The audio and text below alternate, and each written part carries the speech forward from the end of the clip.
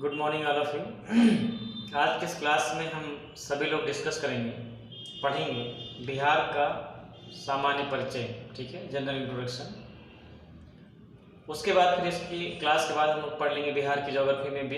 इससे पहले नदियाँ हम आपको पढ़ा चुके हैं, रिवर्स आपको पढ़ा चुके हैं, देखा होगा आप सभी ने, ठीक है। नदियों को पढ़ करके उस हिसाब से अपने नोट्स प्रिपेयर करके जितने भी रिलेटेड टॉपिक के क्वेश्चंस हैं उनको सॉल्व कर लीजिएगा। इस क्लास में हम आपको बिहार के जनरल इंट्रोडक्शन में बिहार का एरिया, बिहार के इम्पोर्टेंट डिस्ट्रिक्ट्स, ठीक है, लिटरेसी, डिकेडल ग्रोथ रेट, इन सब चीज़ों पर बातें करेंगे। तो ध्यान से इसको समझिए और फिर हम लोग पढ़ना स्टार्ट करते हैं। जब भी हम किसी राज्य को पढ़ते हैं, राज्य विशेष को या भारत को, तो हम लोग सबसे पहले देखते हैं उसकी स्थिति क्या है, यानी कि उसकी लोकेशन क्या है। तो हम क्या देखेंगे कि बिहार जो है वो भारत का उत्तर पूर्वी हिस्से में है, ठीक है। किस हिस्से में है? उत्तर पूर्वी हिस्से में। और अगर बिहार के अक्षांश और देशांतर की हम लोग बात करें तो आप जानते हैं, पढ़ चुके हैं, अक्षांश रेखाएं क्या होती हैं? जो ग्लोब को या पृथ्वी को उत्तरी और दक्षिणी भागों में विभाजित करती हैं। यानी किसी बिंदु के उत्तरी या दक्षिणी स्थिति की जानकारी कौन देता है? वो देती है लैटिट्यूडनल लाइन्स, यानी अक्षांश रेखाएं। तो अगर हम बिहार के अक्षांश की हम बात करें केवल, ठीक है, अक्षांश ही, तो ये क्या है? 27 डिग्री नॉर्थ में है, 27 डिग्री नॉर्थ में है और 31 मिनट्स है, ठीक है। यानी बिहार का सबसे उत्तरी अक्षांश क्या होगा या उत्तरी बिंदु कौन सा होगा? तो हम क्या जानेंगे, कौन सा है? 27 डिग्री 31 मिनट्स, ठीक। और जो बिहार का दक्षिणी है, दक्षिणी अक्षांश यानी दक्षिणी बिंदु, वो कौन सा मिलेगा? वो मिलेगा आपको 24 डिग्री और 20 मिनट्स। तो ये आपका हो गया बिहार का अक्षांश, ठीक है। अगर पूछा जाए बिहार का विस्तार कहाँ से कहाँ तक है या बिहार का उत्तरी और दक्षिणी अक्षांश बताइए, तो आप बता देंगे कि बिहार का विस्तार 24 डिग्री 20 मिनट उत्तर से लेकर, दोनों ही उत्तर कहेंगे क्योंकि पूरा भारत कहाँ है? उत्तरी गोलार्ध में। ये बात हम लोग कर चुके हैं भारत के भूगोल में कि पूरा भारत उत्तरी गोलार्ध में है, तो भारत का दक्षिणी बिंदु भी उत्तर में होगा, उत्तरी बिंदु भी उत्तर में होगा। और जब भारत की किसी भी बिंदु का आप अक्षांश देखेंगे तो आपको उत्तर में ही दिखेगा, ठीक है। जैसे ये मार्कर अगर भारत में है और हम आपसे कहें कि मार्कर का अपर पॉइंट कहाँ होगा, तो आप कहेंगे उत्तर में। ये पॉइंट कहाँ होगा, तब भी आप कहेंगे उत्तर में, क्योंकि पूरा का पूरा मार्कर भारत में है और पूरा का पूरा भारत उत्तरी गोलार्ध में है, नॉर्दर्न हेमिस्फीयर में, ठीक है। तो ये भारत का क्या हो गया, सॉरी बिहार का क्या हो गया? अक्षांश, ठीक है। भारत वाला हम लोग पहले डिस्कस कर चुके हैं। तो ये देख करके आपको क्या लग रहा है? 23.5 अंश पे कर्क रेखा जाती है और कर्क रेखा के उत्तर में है, यानी कि यहाँ का जो हम देख रहे हैं विस्तार, तो ये क्षेत्र हमको कहाँ मिलेगा, कहाँ पर देखने को मिलेगा? कर्क रेखा के उत्तर में, ठीक है, ओके। अब बात करते हैं हम बिहार के देशांतर की। तो जैसे आपने देखा कि अक्षांश रेखाएं किसी बिंदु के उत्तरी या दक्षिणी में होने की जानकारी देती हैं, ऐसे ही जो देशांतर रेखाएं होती हैं वो किसी बिंदु के पूर्वी या पश्चिमी में होने की जानकारी देते हैं कि कोई बिंदु पूर्व में है या कोई बिंदु पश्चिम में है। जानकारी हमें कहाँ से मिलती है? ये जानकारी हमको मिलती है किससे? देशांतर रेखाओं से, ना कि अक्षांश से। अक्षांश उत्तर और दक्षिण स्थिति की जानकारी देते हैं। तो जब हम देखते हैं देशांतर रेखाओं के बारे में, यानी लॉन्गिट्यूडनल लाइन के बारे में, तो इन पूर्वी और पश्चिमी बिंदु की जानकारी देती हैं। अब अगर हम लॉन्गिट्यूडनल पॉइंट की बात करें, यानी देशांतर की बात करें, तो हम क्या देखेंगे कि 83 डिग्री 83 डिग्री 19 मिनट्स पूर्व, ठीक है, ये बिहार का पश्चिमी बिंदु है या पश्चिमी क्या है? लॉन्गिट्यूड है, यानी देशांतर है। जब पूर्वी की बात करते हैं तो ये आपको मिलता है 88 डिग्री 17 मिनट्स, ठीक है, 88 डिग्री 17 मिनट्स। तो ये बिहार का उत्तरी, दक्षिणी, पूर्वी, पश्चिमी, लेकिन लिखेंगे दोनों तरफ पूरब है, क्योंकि पूरा का पूरा बिहार कहाँ है या पूरा का पूरा भारत कहाँ है? पूर्वी गोलार्ध में, ठीक है। ये बात अगर आप नहीं समझ पा रहे हैं तो जो पिछली वाली क्लास आपको पढ़ाई है तो उसमें देखिएगा, ये आपको फिर से वहाँ बता दी जाएगी। तो आपने अक्षांश और देशांतर बिहार का क्या समझ लिया, ठीक है। अब बात करते हैं बिहार के और कुछ बातें। बिहार को अगर हम जनसंख्या के हिसाब से देखें तो तीसरा सबसे बड़ा राज्य है भारत का, ठीक है। और जब हम इसको क्षेत्रफल के हिसाब से देखें यानी कि एरिया के हिसाब से तो 13वां सबसे बड़ा राज्य है भारत का, ठीक है।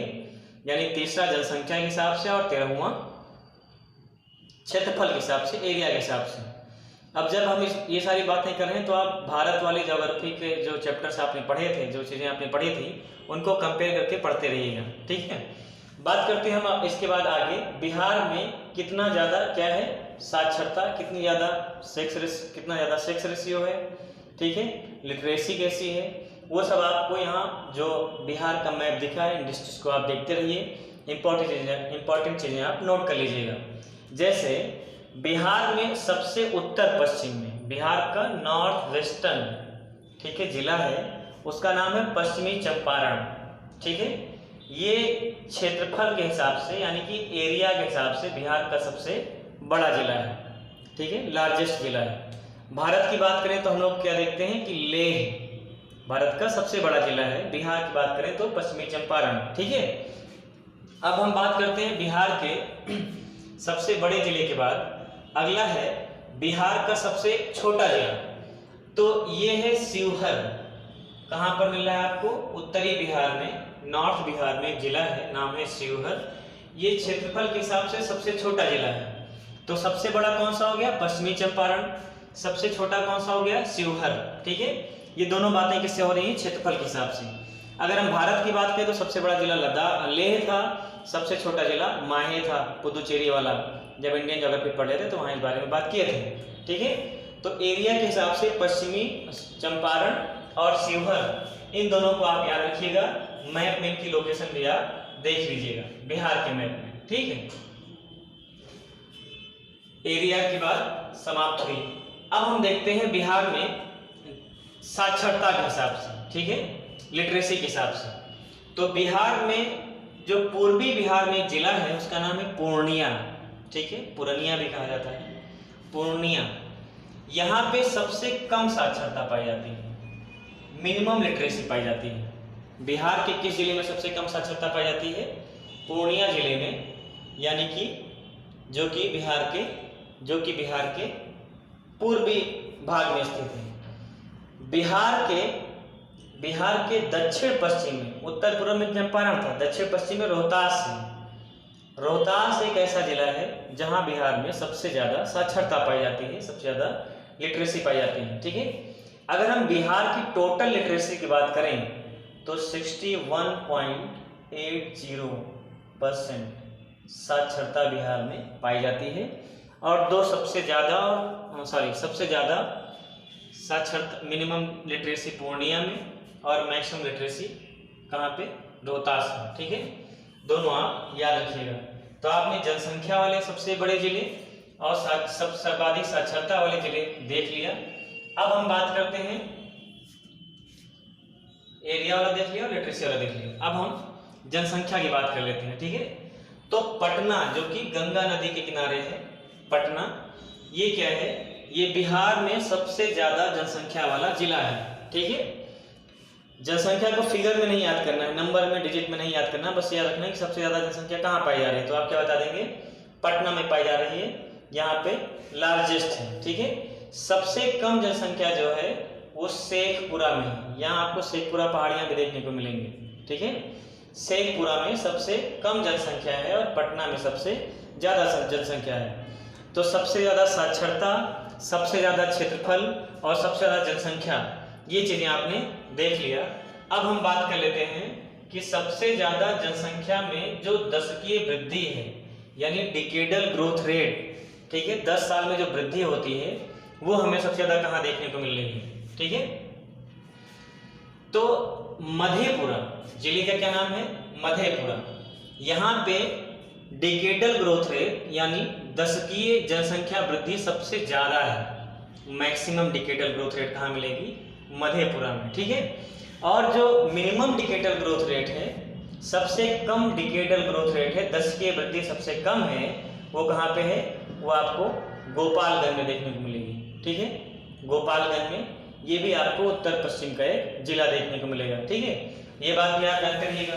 अब हम बात करते हैं किसकी, लिंग अनुपात की, ठीक है, यानी कि सेक्स रेशियो की। तो यही जो आपने अभी देखा था गोपालगंज, इसी गोपालगंज में आपको एक और डेटा याद रखना है, वो क्या कि सबसे ज्यादा sex ratio, maximum sex ratio भी आपको यही देखने को मिलेगा, ठीक है। सबसे ज्यादा भी सेक्स रेशियो आपको गोपालगंज में ही देखने को मिलेगा, और सबसे कम जो सेक्स रेशियो आपको देखने को मिलेगा मुंगेर जिले में, ठीक है, मुंगेर डिस्ट्रिक्ट में। तो ये दोनों बातें भी याद रखिएगा, गोपालगंज में सबसे ज्यादा लिंग अनुपात है, मैक्सिमम सेक्स रेशियो है, और मुंगेर में सबसे कम लिंग अनुपात है, मिनिमम सेक्स रेशियो है। अगर हम पूरे बिहार के सेक्स रेशियो की बात करें तो 918 है। बिहार में सेक्स रेशियो कितना है, 918। लिटरेसी साक्षरता आपने कितनी देखा था, 61.80%, ठीक है, ये बिहार की क्या थी, साक्षरता थी। बिहार का अगर हम पूरा क्षेत्रफल देखें, टोटल बिहार का एरिया देखें तो 94,163, ठीक है, इतना वर्ग किलोमीटर यानी किलोमीटर स्क्वायर क्षेत्रफल है बिहार का।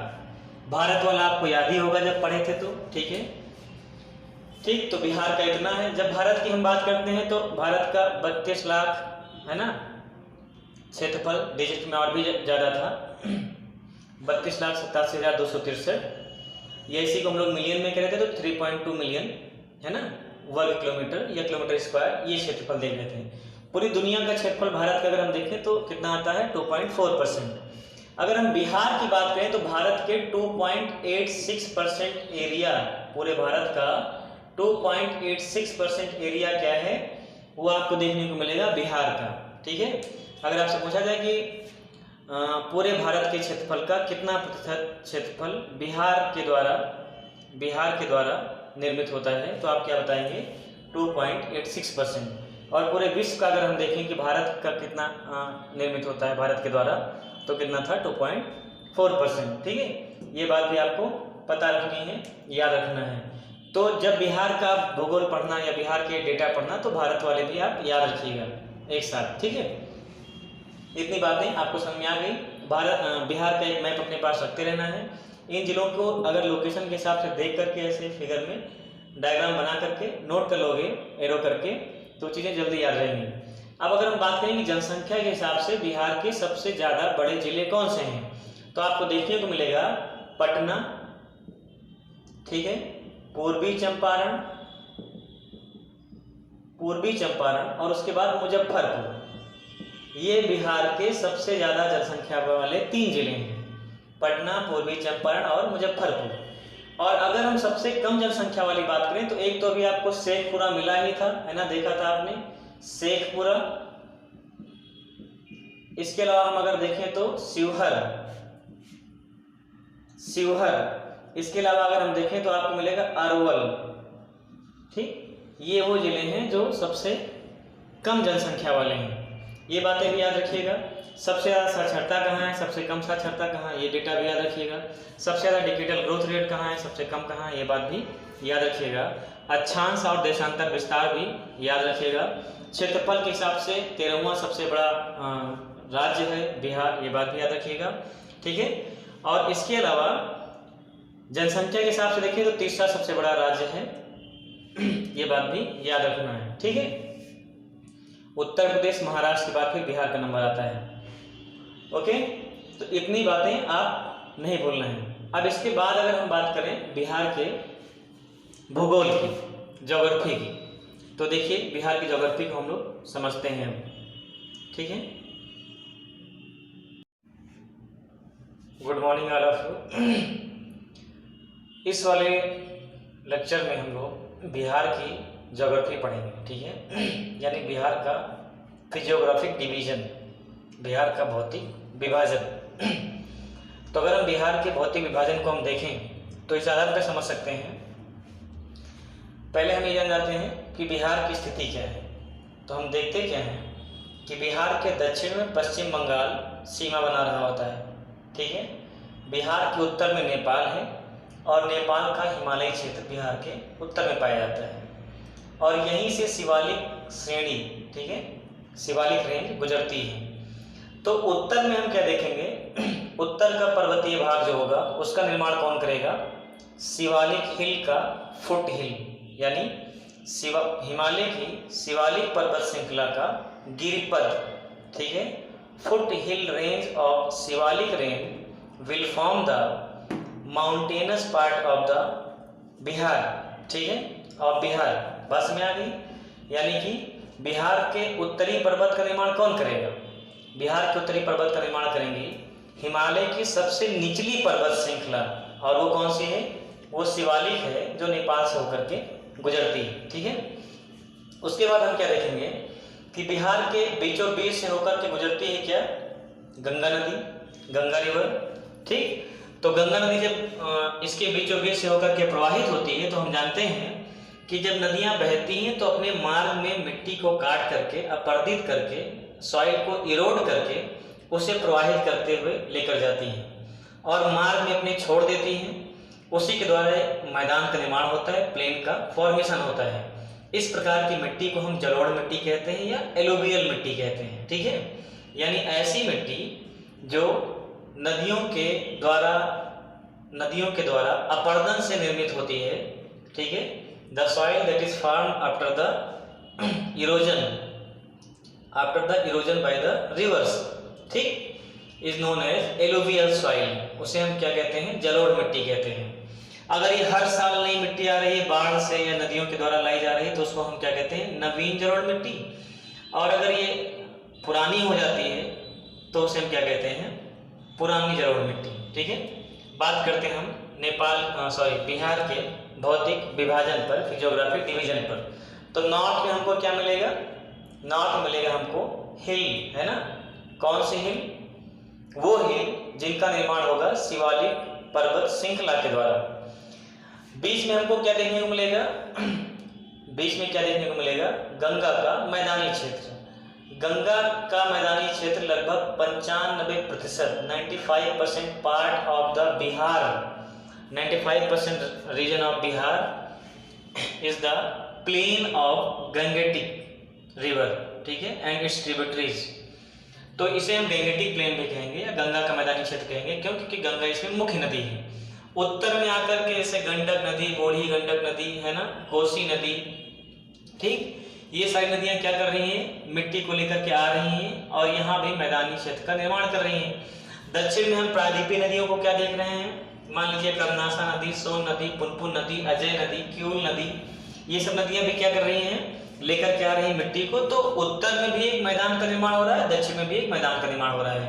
अब बात आती है कि सारी नदियां इधर क्यों जाती हैं, क्योंकि बिहार का जो ढलान है, बिहार का जो स्लोप है, उत्तर में देखें तो यहाँ भी क्या है, ये नेपाल हिमालय वाला पार्ट है तो ऊंचा है। दक्षिण में देखें तो प्रायद्वीपीय पठार है, पेनिनसुलर पठार, ये भी ऊंचा है। लेकिन बिहार के बीचों बीच में जहाँ से गंगा बह रही है, जो गंगा रिवर बेसिन है ना, मुख्य घाटी है, वहाँ पे क्या है, लो लैंड है। इसीलिए दक्षिण की नदियां भी गंगा में मिलती हैं, उत्तर की नदियां भी गंगा में मिलती हैं, ठीक है। अब यहाँ पे एक अंतर देखने को ये मिलता है कि उत्तर वाली जो नदियां होती हैं ये कहाँ से आ रही हैं, ये हिमालय से आ रही हैं। हिमालय मतलब साल भर यहाँ क्या जमा रहेगी, बर्फ रहेगी, यानी ग्लेशियर रहेगा, ये आपको देखने को मिलेगा। इसीलिए यहाँ साल भर पानी देखने को मिलेगा। और ऐसे में जब मानसूनी वर्षा होती है तो पानी की मात्रा और बढ़ जाएगी। ऐसे में क्या होगा कि उत्तरी बिहार आपको सूखाग्रस्त देखने को मिलेगा, ये घटना भी होती है। तो बिहार के मैदानी भाग की बात करें तो गंगा का उत्तरी वाला मैदान और गंगा का दक्षिणी वाला मैदान, दोनों ही मैदान किससे बनते हैं, नदियों के द्वारा लाए गए अवसाद से, यानी कि सिल्ट से। तो ये भाग हो गया, पहला पार्ट देखा उत्तरी पर्वतीय भाग। बीच में फिर हमने क्या देखा, मध्य बिहार का मैदान, जो किसके द्वारा निर्मित होगा, गंगा के द्वारा, गंगा का उत्तरी, गंगा का दक्षिणी। अब बात करते हैं यहाँ इस वाले पार्ट की। तो यहाँ हम क्या देखते हैं, ये पूरा प्रायद्वीपीय पठार है, ठीक है, ये प्रायद्वीपीय पठार है। प्रायद्वीपीय पठार जब लोग पढ़ रहे थे तो हमने देखा था कि प्रायद्वीपीय पठार का विस्तार मेघालय तक था, है ना, मिकीर की पहाड़ियों तक देखा था हम लोगों ने, कामेंग पहाड़ियों तक। तो वही प्रायद्वीपीय पठार का विस्तार छोटा नागपुर पठार भी है। तो छोटा नागपुर पठार, और ये आपको दिख रहा है कैमूर पठार। ये कौन सा पठार है, यहाँ एक जिला है कैमूर और यहाँ एक पठार है कैमूर का पठार, ठीक है। गया से लेकर के बांका तक होते हुए, ठीक है, कहां से, कैमूर से लेकर गया बांका तक सीमा तक पूरा का पूरा ये क्षेत्र कैसा है, ये प्रायद्वीपीय क्षेत्र है, ठीक है, प्रायद्वीपीय क्षेत्र का ये विस्तार है, ठीक है, this is the extension of peninsular part. और ये वाला पूरा क्षेत्र क्या कहलाएगा, पठारी क्षेत्र कहलाएगा, क्या कहलाएगा, पठारी क्षेत्र कहलाएगा। तो अगर हम देखें कि बिहार के भौतिक विभाजन या फिजियोग्राफिक डिवीजन को हम कैसे कर सकते हैं, तो 3 भाग में करेंगे। पहला कौन सा, नॉर्थ माउंटेनस पार्ट, उत्तरी पर्वतीय क्षेत्र, कौन बनाएगा, शिवालिक। मध्य गैंगेटिक प्लेन, ठीक है, मध्य गंगा का मैदान, कौन बनाएगा, गंगा और इसकी सहायक नदियां, उत्तर में उत्तरी गंगा का मैदान, दक्षिण में दक्षिणी गंगा का मैदान। और सबसे सदर्न पार्ट में, बिहार के सबसे दक्षिणी भाग में क्या देखने को मिलेगा, ये पठारी क्षेत्र, ठीक है, यानी प्लेट्यू पार्ट। ओके, अब यहाँ कुछ इंपॉर्टेंट बातें हैं वो हम जान जाएं। तो 3 फिजियोग्राफिक डिवीजन आपने देख लिया। उत्तर का पर्वतीय क्षेत्र, शिवालिक पर्वत बना रहा है। चंपारण, ये पश्चिमी चंपारण जिला है, इसके उत्तरी भाग में देखने को मिलेगा, पश्चिमी चंपारण में उत्तरी भाग में, ठीक ठीक, यानी पश्चिमी चंपारण के उत्तरी भाग में आपको शिवालिक श्रृंखला देखने को मिलेगी, यहाँ पर्वत बनेंगे। इन पर थोड़ा देख लेते हैं। यहाँ आपको 3 पहाड़ियाँ मुख्य रूप से 3 भागों में हम इसको डिवाइड करेंगे। पहला कौन सा, सुमेश्वर पहाड़ी, ठीक है, सुमेश्वर पहाड़ी। यहाँ कुछ जानने वाली बातें हैं वो आप जान जाइए।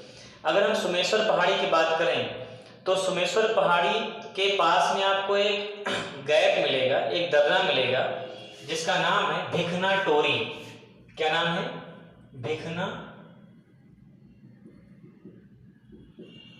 टोरी। यहाँ पर एक दर्रा देखने को मिलता है, गैप। यही दर्रा बिहार और नेपाल के बीच में एक क्या करता है, रास्ता निर्मित होता है, इनसे मार्ग निर्मित होते हैं, ठीक है, भिखना टोरी। और यहीं पर एक आपको नहर देखने को मिलेगी, उसका नाम है त्रिवेणी नहर, ठीक है, क्या नाम है, त्रिवेणी नहर। तो अगर आपसे पूछा जाए कि सोमेश्वर पहाड़ी किसका हिस्सा है, तो पहली बात आप बताएंगे शिवालिक पर्वत का विस्तार है, ठीक है, जो बिहार के पश्चिमी चंपारण जिले में है। और ये जो है किनके बीच में स्थित है, तो भिखना टोरी नाम के दर्रा यानी गैप में स्थित है। दर्रा आप जानते हैं 2 पर्वतों के बीच का जो स्थान होता है उसको हम गैप कहते हैं, पास कहते हैं या दर्रा कहते हैं। तो भिखना टोरी हो गया और त्रिवेणी नहर होगी, यहाँ पे सोमेश्वर पहाड़ी होगी। सोमेश्वर पहाड़ी पर जो बिंदु है वो सबसे उच्च बिंदु है, हाईएस्ट पॉइंट है, कहाँ का, बिहार का, ठीक है, सबसे हाईएस्ट पॉइंट है। उसका नाम देख लीजिए आप, उसका नाम है फोर्ट सोमेश्वर। उसका नाम क्या है, उसका नाम है फोर्ट सोमेश्वर।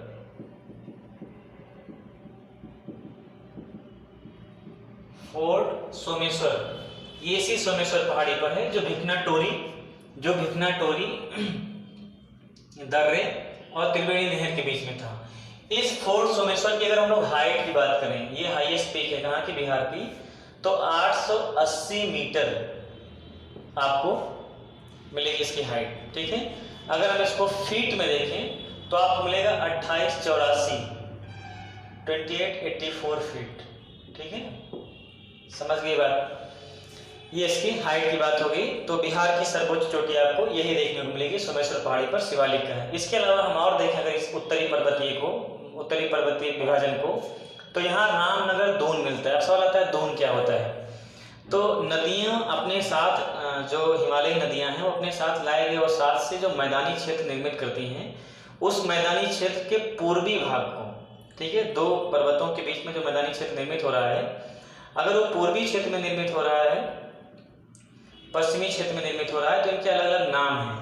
तो बिहार वाले पार्ट में आपको ये दून देखने को मिलता है। ऐसे ही द्वार भी होता है, जैसे हरिद्वार नाम सुना है आपने, ठीक है।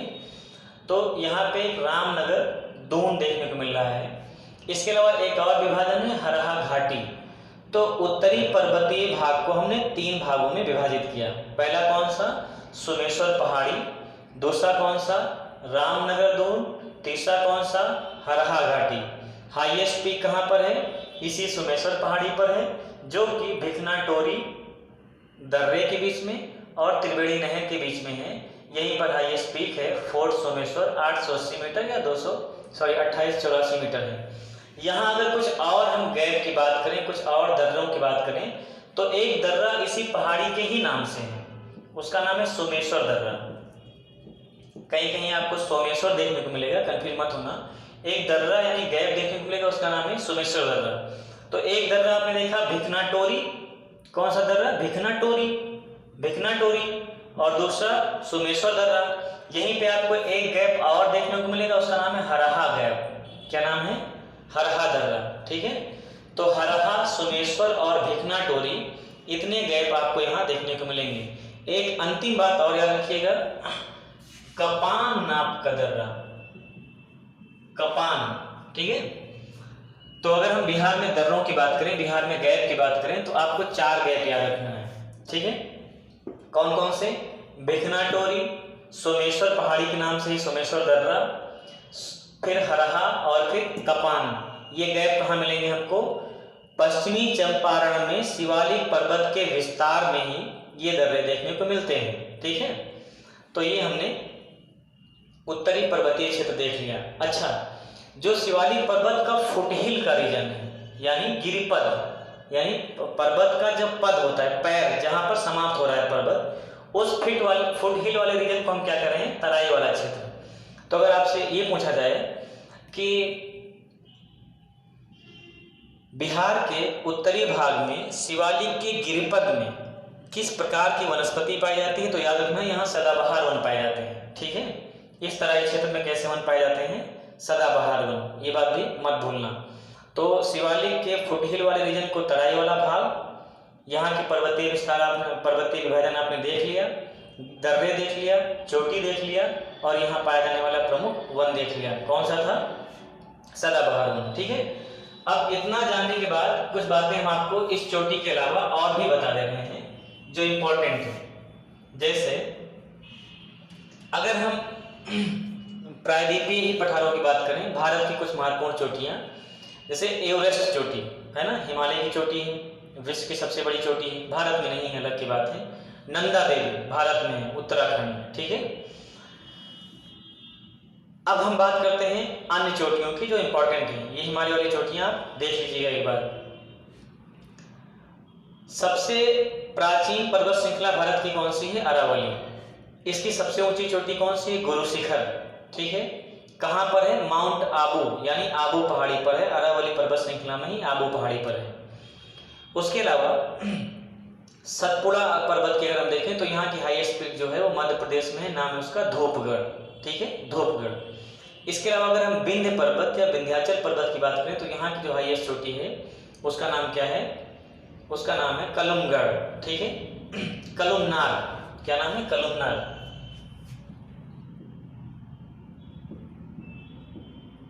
ठीक, ये चोटी हो गई।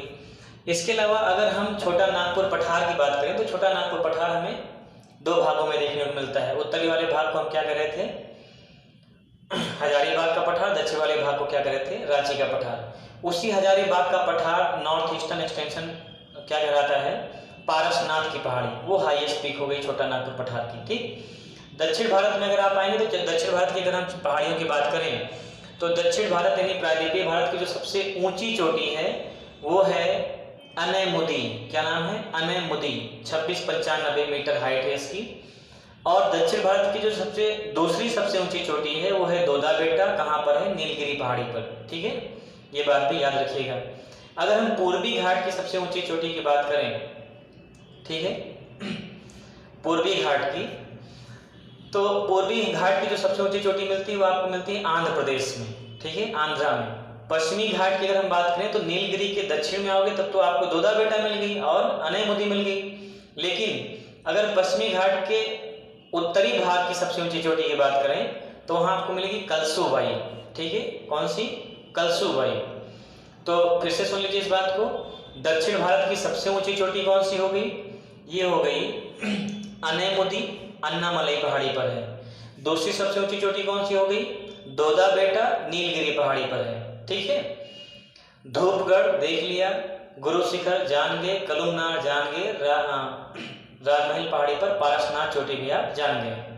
राजमहल पहाड़ी पर पारसनाथ चोटी भी याद रखिएगा। ठीक, फिर हम लोग बात करते हैं किधर?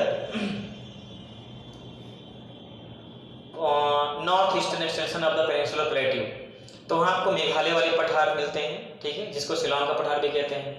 वहाँ पे आप देखोगे गारो खासी जयंतिया, ये भी किसका भाग है, ये भी नॉर्थ ईस्टर्न एक्सटेंशन है प्रायद्वीपीय पठार का। तो ये जो प्रायद्वीपीय पठार इतना फैला हुआ है, वो प्रायद्वीपीय पठार केवल दक्षिण में ही नहीं है, वहाँ तक नॉर्थ ईस्टर्न भाग तक फैला हुआ था। अभी हम बिहार पर आ जाते हैं। तो बिहार में कैमूर जिले से लेकर के आपको बांका जिले तक ये पूरा प्रायद्वीपीय पठार का या पठारी क्षेत्र देखने को मिलेगा, ठीक है। यहाँ थोड़ा बहुत अंतर आपको मिलेगा, क्या कि ये वाला जो पठारी क्षेत्र है ये निर्मित होता है ग्रेनाइट से, शिस्ट से, नीस से, ठीक है। कौन सी चट्टानों से निर्मित होगा, ग्रेनाइट चट्टानों से, शिस्ट चट्टानों से, नीच चट्टानों से ये पठारी क्षेत्र निर्मित होगा। यहाँ जो सोन नदी है, ये जो कैमूर का पठार है, सोन नदी जो है, ये सोन नदी कैमूर के पठार को छोटा नागपुर पठार से अलग करती है। अगर आपसे पूछा जाए कि कैमूर का पठार छोटा नागपुर पठार से कैसे विभाजित होता है, तो आप बताएंगे सोन नदी के द्वारा। इस पठारी क्षेत्र से जो नदियाँ निकलेंगी, ठीक है, इस पठारी क्षेत्र से जो नदियाँ निकलेंगी, इन नदियों में साल भर पानी नहीं रहेगा। क्यों? क्योंकि ये ग्लेशियर से नहीं निकल रही हैं। ये कहाँ से निकल रही हैं? ये प्रायद्वीपीय पठारी क्षेत्र से निकल रही हैं, जहाँ पे जो सोर्स ऑफ वाटर है, जो जल का स्रोत है, वो साल भर नहीं रहता है, मानसूनी वर्षा से प्राप्त होता है या एक विशेष मौसम में प्राप्त होता है, इसलिए इनको मौसमी नदियाँ कहेंगे। तो ये वाला भाग साल भर पानी था, है ना, बाढ़ग्रस्त रहता है। ये वाला भाग सूखाग्रस्त रहता है क्योंकि साल भर पानी यहाँ नहीं रहता है। उत्तर पर्वतीय देख लिया, दक्षिण पर्वतीय देख लिया। अब हम एक बार मैदानी क्षेत्र की बात कर लेते हैं, ठीक है। मैदानी क्षेत्र की, तो गंगा और इसके उत्तर से आकर के प्रवाहित होने वाली जो नदियां हैं, ये सभी नदियां पश्चिमी चंपारण से लेकर के समस्तीपुर, बेगूसराय, सहरसा और कटिहार तक आपको जो मैदान देखने को मिलेगा वो गंगा का उत्तरी मैदान, ठीक है, उत्तरी गंगा का मैदान देखने को मिलेगा। इसके अलावा आपको ये गया, शेखपुरा और बांका तक का जो क्षेत्र आपको देखने को मिलेगा, ये आपको दक्षिणी गंगा का मैदान देखने को मिलेगा, ठीक है। यहाँ कुछ बातें बस आपको याद रखना है। दक्षिणी जो मैदान है, इसमें जो भाग जलमग्न हो जाता है, जैसे दक्षिणी मैदानी क्षेत्र में कुछ ऐसे क्षेत्र भी हैं जो पानी से डूब जाते हैं, ठीक है, जो पानी से क्या होते हैं, डूब जाते हैं। और ऐसे भी कुछ उत्तरी भाग क्षेत्र में हैं जो पानी से डूब जाते हैं। उत्तरी भाग में ज़्यादा ऐसे क्षेत्र मिलते हैं क्योंकि यहाँ साल भर क्या रहता है, पानी रहता है। तो उत्तरी भाग का ऐसा क्षेत्र जो जलमग्न हो जाता है, उत्तरी मैदानी क्षेत्र का, उत्तरी गंगा के मैदानी क्षेत्र का ऐसा हिस्सा जो जलमग्न रहता है, उसको चौर कहते हैं। क्या कहते हैं? चौर, ठीक है। जैसे लखनी चौर क्या है, जलमग्न है, ठीक है, एक नाम है लखनी चौर। इसके अलावा आपको एक नाम और देखने को मिलेगा, सदरपुर चौर, ठीक है, ये भी क्या है, जलमग्न है। तो उत्तरी मैदानी, गंगा के उत्तरी मैदानी क्षेत्र का जो भाग जलमग्न रहेगा उसको हम क्या कहेंगे, चौर कहेंगे। दक्षिण में आपको क्या देखने को मिलेगा कि दक्षिण में गंगा नदी के इस वाले पार्ट में, ये गंगा नदी अगर बह रही है तो गंगा नदी के दक्षिणी भाग में एक विशेष प्रकार की लो लैंड पाई जाती है, निम्न भूमि पाई जाती है, एक विशेष प्रकार की निम्न भूमि पाई जाती है, ठीक है। ये करीब लगभग 15 किलोमीटर, है ना, 15 किलोमीटर दूरी तक, गंगा नदी के दक्षिण में 15 किलोमीटर दूरी तक एक क्या पाई जाती है, निम्न भूमि। पटना से लेकर के, इस पटना से लेकर के इधर लखीसराय तक, ठीक है, ये लो लैंड पाई जा रही है। इसको हम क्या कहते हैं, टाल कहते हैं, टाल। यहाँ जो मिट्टी पाई जाती है उसको भी टाल मिट्टी कहते हैं, ठीक। तो टाल कहाँ मिलेगा, दक्षिणी गंगा के मैदानी क्षेत्र में, ठीक। चौर कहाँ मिलेगा, उत्तरी गंगा के मैदानी क्षेत्र में, ठीक है। गंगा का मैदानी क्षेत्र बहुत ही उपजाऊ क्षेत्र है, उपजाऊ क्षेत्र है क्योंकि ये मिट्टियाँ उपजाऊ होती हैं, इनमें जल धारण क्षमता भी अधिक होती है, इसीलिए इनमें ज़्यादा से ज़्यादा अनाज उगाया जा सकता है। लेकिन ये जो दक्षिणी क्षेत्र होता है इसका कुछ भाग सूखाग्रस्त होता है, उत्तरी भाग अधिक उपजाऊ है लेकिन ये भी बाढ़ग्रस्त होता है, लेकिन फिर भी मिट्टी यहाँ की उपजाऊ है। प्रश्न अगर पूछा जाए कि उपजाऊ मिट्टी होने के कारण भी, यानी अच्छे संसाधन होने के कारण भी ऐसी परिस्थितियाँ क्यों नहीं उत्पन्न होती हैं कि हाँ इनका अधिक से अधिक हम क्या कर सकें, इन क्षेत्रों से उत्पादन प्राप्त कर सकें। तो कारण क्या है कि जल संसाधन का उचित प्रबंधन नहीं है। जो अतिरिक्त जल है वो बाढ़ के रूप में बह करके चला जा रहा है बंगाल की खाड़ी में, ठीक है। नीचे वाला जो भाग है वो सूखाग्रस्त है, तो ऊपर इतना पानी है कि बाढ़ आ जा रही है और नीचे कम पानी की सूखा आ जा रहा है। अगर यहाँ पर इस जल संसाधन का, वाटर रिसोर्स का इफेक्टिव मैनेजमेंट किया जाए तो ये चीजें सही हो सकती हैं। बातें हम फिर से आते हैं अपने टॉपिक पर। क्या जानते हैं कि उत्तर में आपने देख लिया कि पर्वतीय क्षेत्र कौन कौन से थे। सोमेश्वर की पहाड़ी थी, है ना, मुख्य वही पहाड़ी थी, याद रखिएगा, उसकी पीक याद रखिएगा, बाकी वो दोनों घाटियां भी याद रखिएगा, ठीक। शिवालिक ही इसका निर्माण करती है क्योंकि शिवालिक ही फुट हिल है, ठीक है। शिवालिक की फुट हिल क्या है, सोमेश्वर पहाड़ी है। मध्य में आपको गंगा का मैदान मिल रहा है। बिहार का अधिकांश क्षेत्र 90% पार्ट कौन निर्मित कर रहा है, गंगा का मैदानी क्षेत्र, उत्तरी गंगा का मैदानी क्षेत्र, दक्षिणी गंगा का मैदानी क्षेत्र, ठीक है, उपजाऊ है। नीचे वाला भाग पठारी क्षेत्र कहलाता है। कहां से, कैमूर से लेकर के आपको बांका तक नीर शिष्ट ग्रेनाइट चट्टानों से मिलता है। ये वाला जो क्षेत्र है, अगर आपसे पूछा जाए कि बिहार का कौन सा क्षेत्र खनिज दृष्टि से धनी है, अभी हम आपको खनिज पढ़ा नहीं रहे हैं, ठीक है, कि किस जिले में कौन सा खनिज है, लेकिन अगर हम बात करें तो आप जानते हैं कि छोटा नागपुर पठार भारत में खनिज के संसाधन की दृष्टि से सबसे रिच पठार है या सबसे रिच रीजन है, सबसे धनी क्षेत्र है, ठीक है। इसे भारत का हम लोग रूर कहते हैं। एक्चुअली रूर जर्मनी में एक जगह है, जर्मनी के क्षेत्र में, जहां सबसे ज्यादा खनिज होता है। तो उस रूर के हिसाब से अगर वहां का रूर है तो ऐसे भारत का रूर कौन है, छोटा नागपुर, तो उसी का ये विस्तार है, ठीक है। और यहाँ पर आपको क्या देखने को मिलेगा, आपको यहाँ देखने को मिलेगा खनिज यानी मिनरल।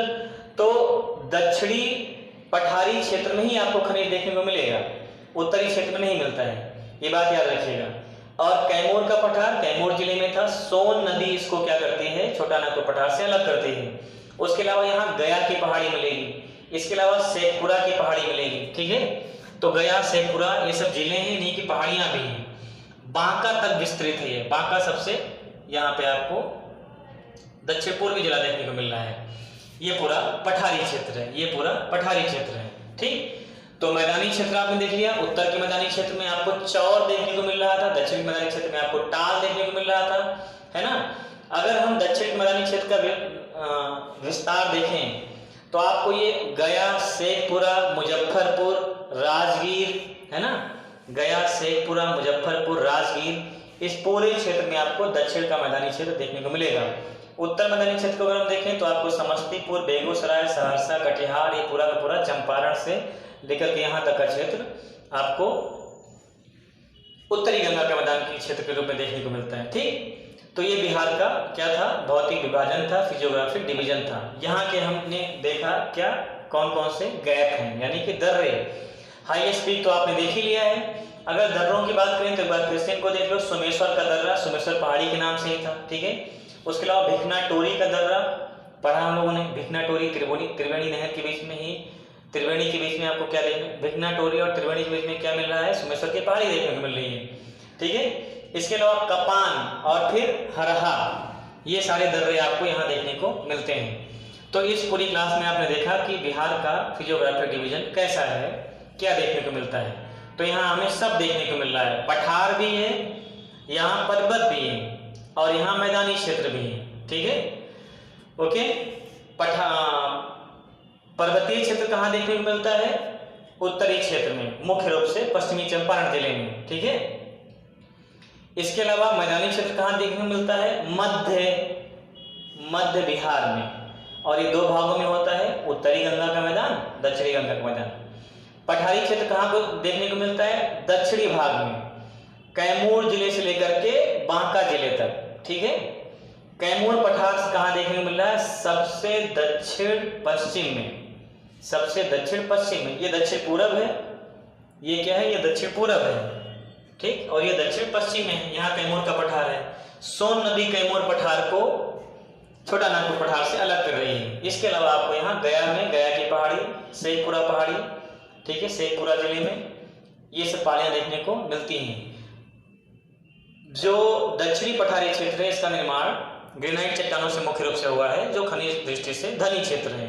ठीक है, ओके, इसको पढ़िएगा। यहाँ की पीक्स, यहाँ के गैप, ठीक है, यहाँ के मैदानी क्षेत्र, इनके नाम याद रखिएगा। टाल क्या है, चौर क्या है, ठीक है, भूलना नहीं इनको। अगली क्लास में आगे की चीजें पढ़ेंगे। Thank you.